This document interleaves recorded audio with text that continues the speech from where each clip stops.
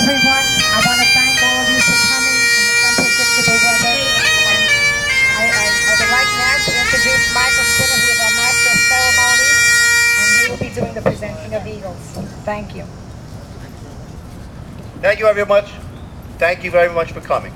I hope the rain holds off for a little while. I'm going to try and move through this as fast as possible so we don't get soaking wet. The forecast is for torrential rains, so we're going to move right along. I want to start with everyone standing to the Pledge of Allegiance.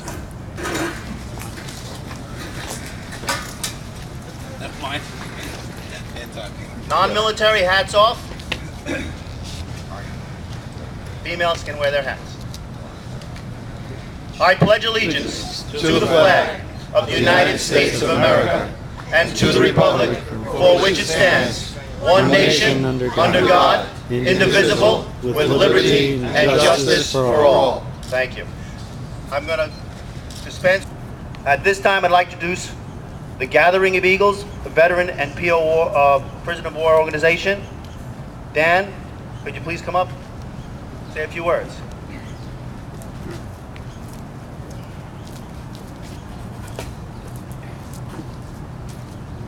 Morning, everybody. This is our second time here, and it is actually quite blessed a day that the rain is holding off for us. I don't know if anyone was awake at 4 o'clock in the morning for the thunderstorms that rolled through, but it was pretty intense. And I was a little concerned that we were going to be a much wetter crowd than we are. Thank God.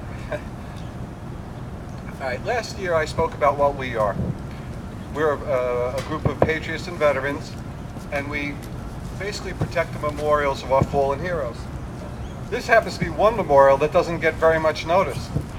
Maybe because at the time we really didn't have a country.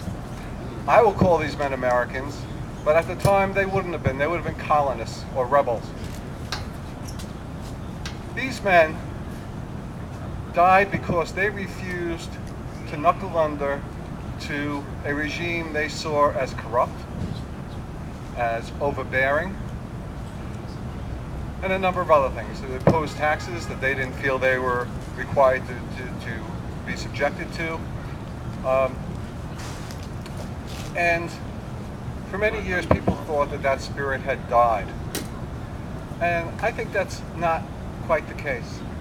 I think that the spirit that these men left with us, this country they left with us, this Constitution that was a result of their actions, their beliefs, and their suffering on our behalf, is actually still alive. And it's alive in people all across this country. And it's alive in people who, I've met some people here at tea parties and things of that nature.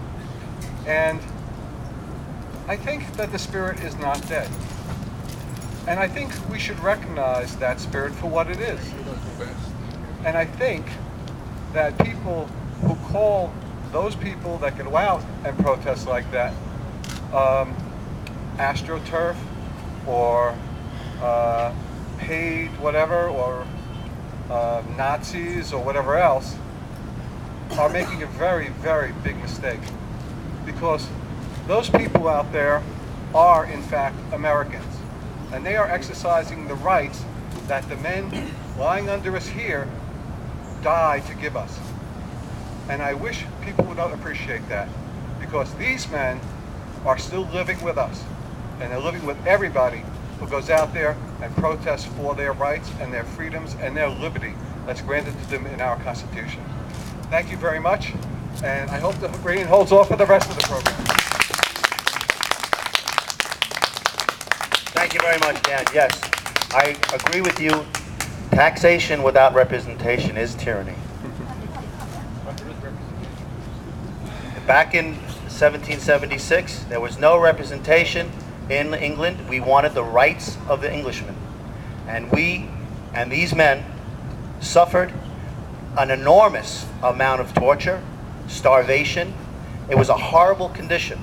And they sent a message to the world that they would not stand for it, the people here would not stand for it, and it set the stage for human rights throughout the world. And this country, the great America, United States, championed that ideal. I'd like to start now and do what Bernie Flayto used to do.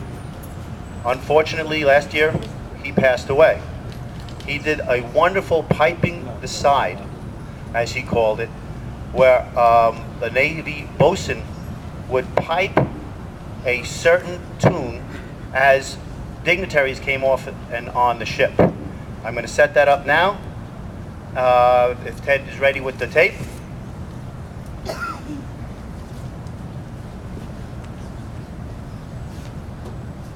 Okay.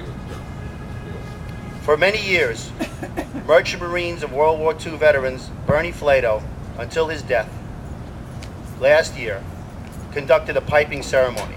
The ceremony saluted and the memorial of the 11,500 patriots buried in this crypt 40 feet below this towering monument.